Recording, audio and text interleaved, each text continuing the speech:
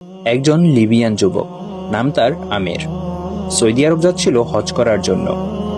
যেইমাত্র সে এয়ারপোর্টে পৌঁছালো, তার নাম নিয়ে নিরাপত্তা সংক্রান্ত একটি সমস্যা দেখা দিল।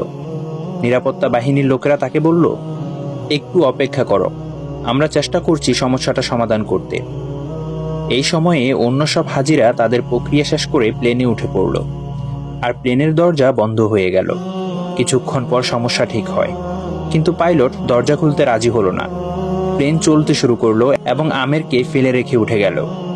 অফিসার তাকে সান্ত্বনা দিয়ে বলল, মন খারাপ করো না, হয়তো এটা তোমার কপালে ছিল না। কিন্তু আমেরের ছিল অটল বিশ্বাস। সে উত্তর দিল, আমার নিয়ত হজে, ইনশাআল্লাহ আমি হজে যাবই। হঠাৎ খবর এলো, প্লেনটিতে যান্ত্রিক সমস্যা হয়েছে এবং তা ফিরে আসছে। প্লেন ফিরে এলো, মেরামত করা হলো, কিন্তু তাও পাইলট আমেরের জন্য দরজা খুলতে রাজি হলো না। অফিসার আবার বলল, হয়তো তোমার ভাগ্যে নেই। কিন্তু আমের ছিল ধীর প্রতিজ্ঞ, স্থির ও ধীরচেতা। সে বলল, আমার নিয়ত হজের, ইনশাআল্লাহ আমি হজে যাবই। প্লেন আবার উড়ে গেল। কিছুক্ষণ পর আরেকটি খবর এলো, প্লেনে আবারও সমস্যা হয়েছে। এবার পাইলট নিজেই বললেন, আমি আর উড়ব না যতক্ষণ না আমের প্লেনে ওঠে। শেষ পর্যন্ত আমের প্লেনে উঠল। সৌদি এয়ারপোর্ট থেকে সে একটি ভিডিও করল। তার আনন্দ ছিল বর্ণনার বাইরে।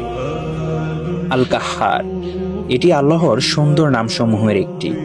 এর অর্থ, তিনি কারণগুলোকেও পরাস্ত করেন, আপনার জন্য সব নিয়ম ভেঙে দিতে পারেন, কেবল আপনাকে সন্তুষ্ট করার জন্য। তাই কিভাবে কখন এসব নিয়ে বেশি চিন্তা করো না, যতক্ষণ তোমার বিশ্বাস থাকে যে আল্লাহ সবকিছুর উপর ক্ষমতাবান।